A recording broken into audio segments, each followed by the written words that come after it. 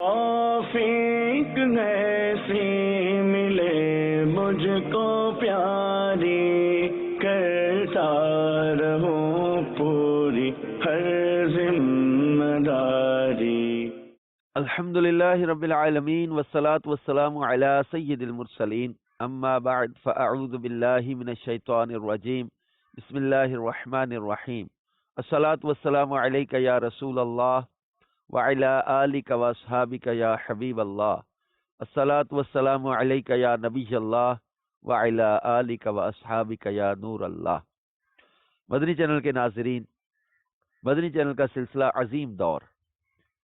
رسول پاک صلی اللہ علیہ وآلہ وسلم کا فرمان علی شان ہے، تم جہاں بھی ہو مجھ پر درود پڑھو کیونکہ تمہارا درود مجھ تک پہنچتا ہے۔ صلو علی الحبیب صلی اللہ علیہ محمد صلی اللہ علیہ وآلہ وسلم۔ مدنی چینل کے ناظرین، سرکار مدینہ راحت قلب و سینہ صلی اللہ علیہ وآلہ وسلم کی ظاہری حیات طیبہ کا مبارک دور جو تھا، یہ دنیا کے بڑے بڑے سلاطین، منصف، تاجر اور زندگی کے ہر شعبے سے تعلق رکھنے والے لوگوں کے لیے ایک زبردست رہنمائی کا دور ہے۔ عرب کی اخلاقی حالت نہایت ابتر تھی، بلکہ بد سے بدتر تھی۔ وہ مظاہر فطرت کی ہر چیز، درخت، چاند، سورج، پہاڑ، دریا وغیرہ کو اپنا معبود سمجھنے لگ گئے تھے اور ان کی عبادت کرنے لگ گئے تھے۔ عقائد کی خرابی کے ساتھ ساتھ کی اعمال و افعال بے حد بگڑے ہوئے تھے۔ قتل، راہزنی، جوا، حرام کاری، لڑکیوں کو زندہ درگور کرنا، عیاشی، فحش گوئی، غرض کون سا ایسا گندا اور گھنونا عمل تھا جو ان کی سرشت میں نہ رہا ہو۔ چھوٹے بڑے سب کے سب گناہوں کے پتلے اور پاپ کے پہاڑ بنے ہوئے تھے۔ تو رسول پاک صلی اللہ علیہ وسلم کا خاندان اور نسب، نجابت و شرافت میں تمام دنیا کے خاندانوں سے اشرف و اعلیٰ ہے، اور یہ وہ حقیقت ہے کہ آپ کے بدترین دشمن کفار مکہ بھی کبھی اس کا انکار نہ کر سکے۔ چنانچہ ابو سفیان نے جب وہ کفر کی حالت میں تھے، بادشاہ روم ہرقل کے دربار میں اس حقیقت کا اقرار کیا، ہوا فینا ذو نسب، یعنی نبی عالی خاندان والے ہیں۔ تو مدنی چینل کے ناظرین، حالانکہ اس وقت وہ آپ کے دشمنوں میں تھے اور چاہتے تھے اگر ذرا بھی کوئی گنجائش ملے تو آپ کی ذات پاک پر کوئی عیب لگا کر شاہ روم کی نظروں سے آپ کا وقار گرا دیں۔ مسلم شریف کی روایت میں کہ اللہ پاک نے حضرت اسماعیل کی اولاد میں سے کنانہ کو چنا اور کنانہ میں سے قریش کو چنا اور قریش میں سے بنی ہاشم کو منتخب فرمایا اور بنی ہاشم میں سے فرمایا کہ مجھے چن لیا۔ مدنی چینل کے ناظرین، ہمارے پیارے آقا صلی اللہ علیہ وآلہ وسلم کی تاریخ ولادت کے بارے میں 12 ربیع الاول 20 اپریل 571 سنے عیسوی بیان کیا جاتا ہے۔ اہل مکہ کا بھی اسی پر عمل درآمد ہے، یعنی آپ کی تاریخ کے بارے میں مختلف اقوال تو ہیں، لیکن جو مشہور قول 12 ربیع الاول کا ہے جو 20 اپریل 571 عیسوی بنتا ہے، پیر کا دن۔ تو مدنی چینل کے ناظرین، تاریخ عالم میں یہ وہ نرالا اور عظمت والا دن ہے کہ اس روز عالم ہستی کے ایجاد کا باعث، گردش لیل و نہار کا مطلوب، کشتی نوح کی حفاظت کا راز، بانی کعبہ کی دعا، بگڑے نظام کو سدھارنے والا، یعنی وہ نبیوں میں رحمت لقب پانے والا، مرادیں غریبوں کی بر لانے والا، مصیبت میں غیروں کے کام آنے والا، وہ اپنے پرائے کا غم کھانے والا، فقیروں کا ماوا، ضعیفوں کا ملجا، یتیموں کا والی، غلاموں کا مولا۔ سند الاصفیاء اشرف الانبیاء احمد مجتبیٰ محمد مصطفیٰ صلی اللہ علیہ وآلہ وسلم عالم وجود میں رونق افروز ہوئے، پاکیزہ بدن، ناف بریدہ، ختنہ شدہ، خوشبوؤں میں بسے ہوئے، بحالت سجدہ مکہ مکرمہ کی مقدس زمین میں اپنے والد ماجد کے مکان کے اندر پیدا ہوئے، اور والد صاحب آپ کی ولادت سے پہلے وصال پا چکے تھے، اور دادا جان طواف کعبہ میں مشغول تھے۔ وہ خوش و خرم گھر آئے اور اپنے پوتے کو کلیجے سے لگایا، پھر کعبہ میں لے جا کر خیر و برکت کی دعا مانگی اور محمد نام رکھا صلی اللہ علیہ وآلہ وسلم۔ اسی طرح جو ہے وہ آپ صلی اللہ علیہ وسلم کی ولادت کے وقت جبریل امین نے جھنڈے لگائے، ایران کا آتش کدہ 1000 سال سے جس کی آگ روشن تھی وہ آتش کدہ ایران بجھ گیا، کسرا کے محل پر زلزلہ طاری ہو گیا، درہ ساوا خشک ہو گیا۔ اس طرح ابو لہب آپ کا چچا تھا، اس کی ایک لونڈی تھی سویبہ، اس نے جا کر خوشی کی خبر سنائی بھتیجے کی، تو ابو لہب نے سویبہ کو آزاد کر دیا۔ اور بخاری شریف وغیرہ حدیث کی کتابوں میں ہے کہ اس کے عذاب میں پیر کے روز تخفیف کر دی جاتی ہے کہ اس دن اس خوشی میں سویبہ لونڈی کو آزاد کیا تھا، اور انگلی کے ذریعے سے کچھ پانی پلایا جاتا ہے اس کو، جس انگلی کے اشارے سے اپنی لونڈی کو حضور صلی اللہ علیہ وسلم کی خوشی کی خبر دینے پر آزاد کیا تھا۔ برکہ مدنی چل کے ناظرین، سرکار دو عالم صلی اللہ علیہ وسلم کے میلاد، مولود، ولادت اور معجزات کمالات پر تو بہت تفصیل ہے جو ذکر ہوتی رہتی ہے مدنی چینل پر، تو پیارے آقا صلی اللہ علیہ وسلم کے ہم غیر معمولی کردار پر یہاں ذکر کریں گے۔ کوئی عظیم دور میں ہم جو ہے وہ اس دور کی اہمیت لے کر آتے، اس دور کی باتیں لے کر آتے تاکہ ہم اپنے ان ادوار کو اچھا کر سکیں، اپنے اخلاق کو اچھا کر سکیں، اپنے معاشرے کو مثالی معاشرہ بنانے میں اپنا کردار ادا کر سکیں۔ سرکار دو عالم صلی اللہ علیہ وسلم کا بچپن کا زمانہ ختم ہوا تو جوانی کا دور آیا۔ بچپن کی طرح آپ کی جوانی بھی عام لوگوں سے نرالی تھی۔ آپ کا شباب مجسم حیا اور چال چلن عصمت و وقار کا کامل نمونہ تھا۔ اعلان نبوت سے پہلے آپ کی تمام زندگی بہترین اخلاق و عادات کا خزانہ تھی۔ سچائی، دیانتداری،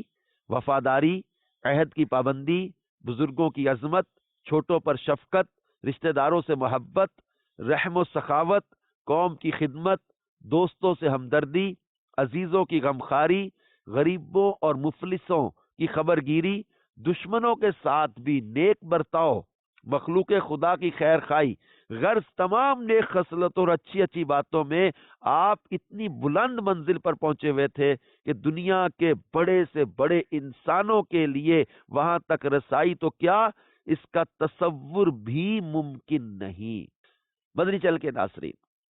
ہمارے کریم آقا صلی اللہ علیہ وآلہ وسلم کی مبارک حیات، کم بولنا، فضول باتوں سے نفرت کرنا، خندہ پیشانی اور خوش روئی کے ساتھ دشمنوں دوستوں سب سے ملنا، ہر معاملہ میں سادگی اور صفائی کے ساتھ بات کرنا، یہ سرکار مدینہ صلی اللہ علیہ وآلہ وسلم کا خاص شیوا تھا۔ مدنی چینل کے ناظرین، ہمارے پیارے آقا صلی اللہ علیہ وآلہ وسلم حرص، طمع، دغا، فریب، جھوٹ وغیرہ سے آپ کی طبیعت بالکل دور تھی۔ یعنی حرص نہیں تھا آپ میں، طمع نہیں تھی،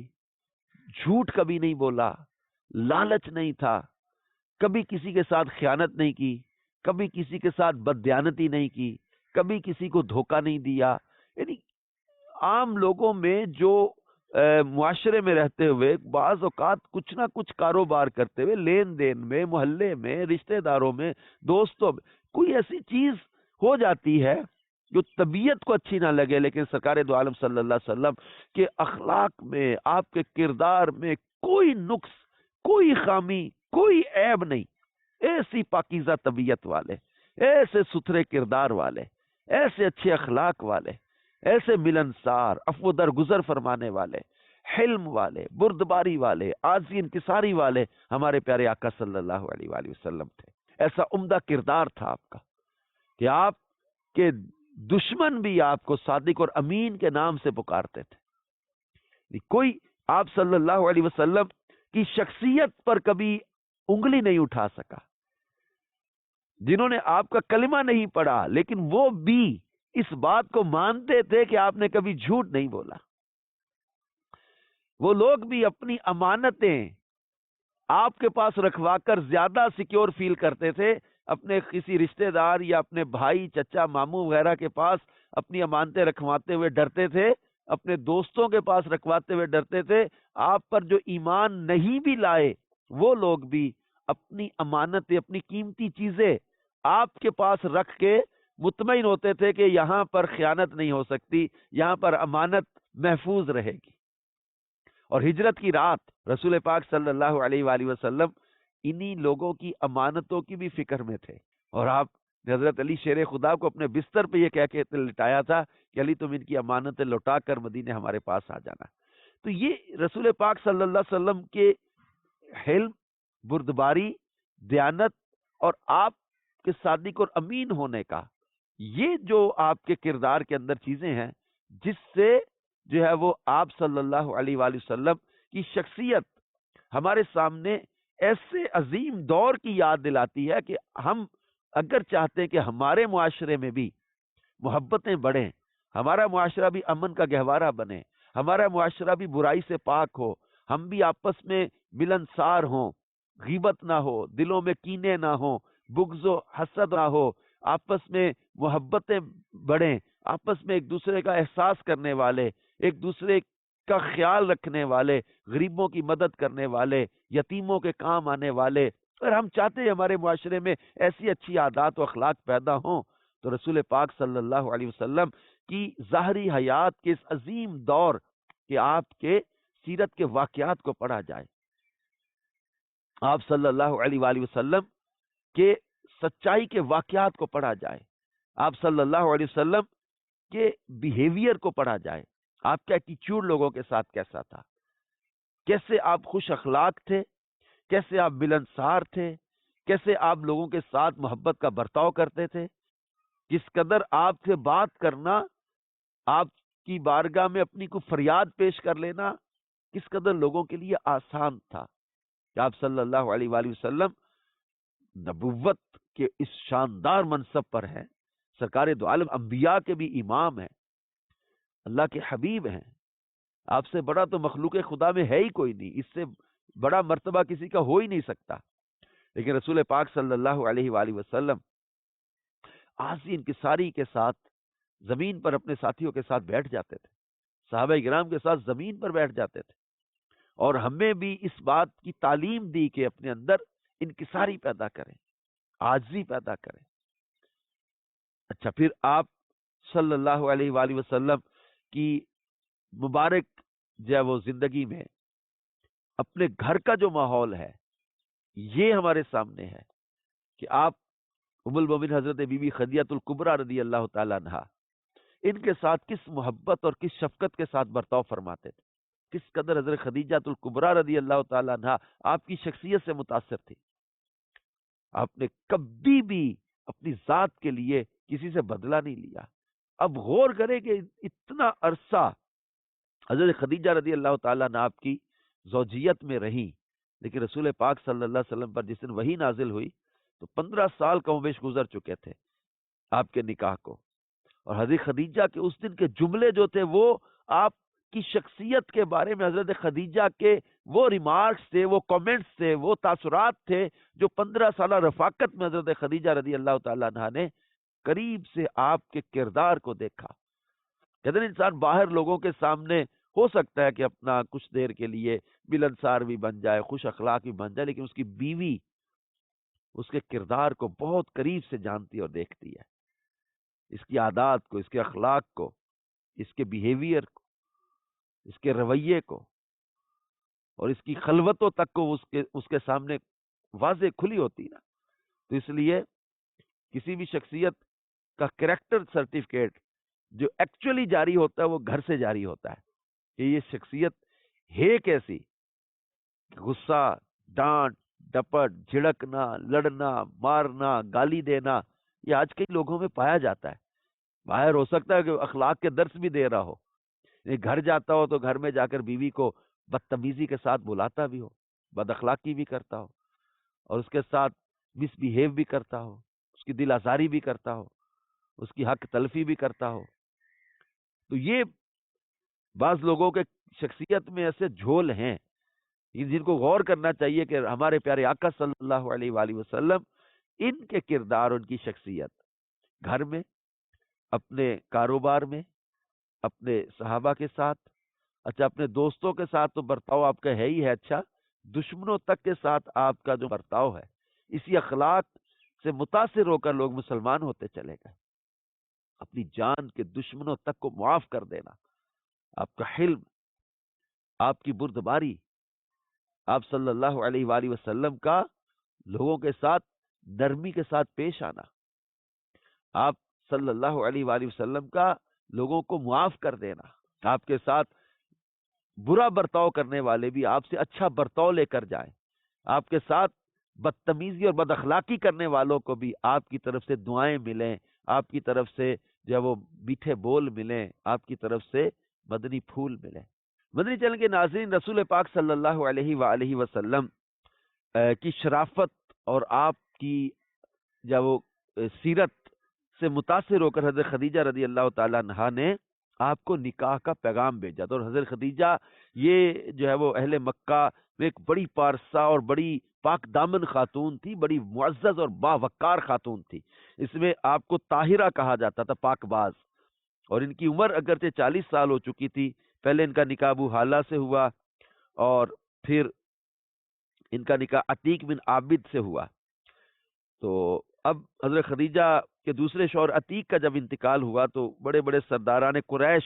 آپ سے نکاح کے خواہش مند تھے، لیکن آپ حضرت خدیجہ نے سب کے پیغاموں کو ٹھکرا دیا۔ لیکن سرکار مدینہ صلی اللہ علیہ وسلم کے اخلاق، عادات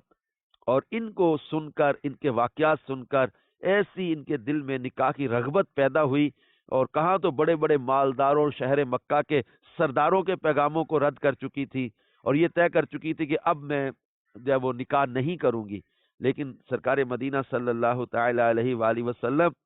کی پھپھی حضرت صفیہ کو بلایا، جو ان کے بھائی کی بیوی تھی، ان سے کچھ ذاتی معاملات اور حالات کے بارے میں معلومات بھی لی، پھر نکاح کا پیغام بھیجا۔ تو یوں سرکار مدینہ صلی اللہ علیہ وآلہ وسلم کے اچھے اخلاق اور آپ کی سچائی کی وجہ سے سرکار مدینہ صلی اللہ علیہ وسلم کے ساتھ حضرت خدیجہ نے نکاح کا پیغام بھجوایا، اور پھر خاندان میں اس کے نکاح کے جو وہ پیغام کو رکھا گیا اور قبول ہوا، اور پھر سرکار مدینہ صلی اللہ علیہ وآلہ وسلم کا نکاح حضرت خدیجہ سے ہوا۔ تو اب آپ غور کریں کہ سرکار مدینہ صلی اللہ علیہ وسلم کا اعلیٰ اخلاق کس قدر جو ہے وہ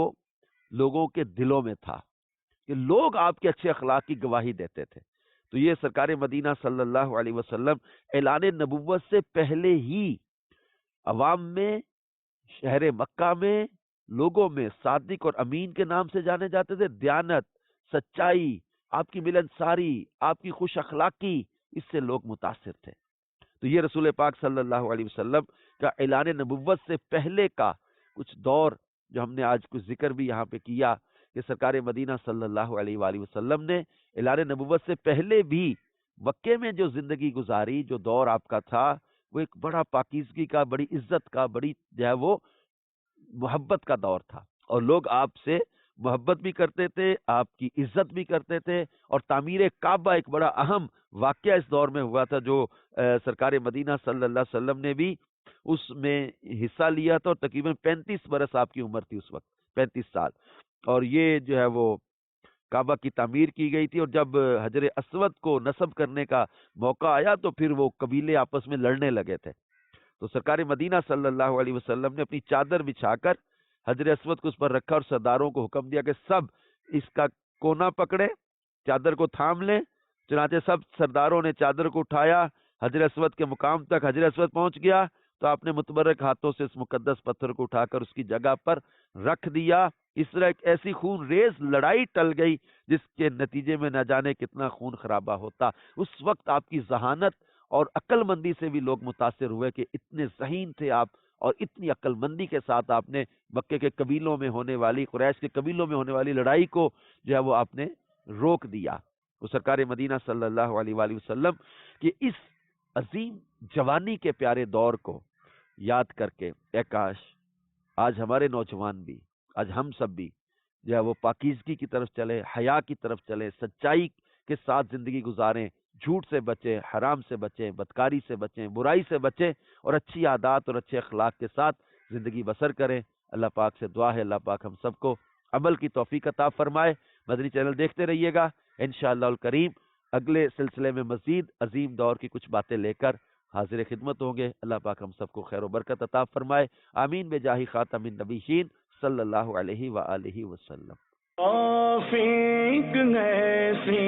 ملے مجھ کو پیاری، کرتا رہوں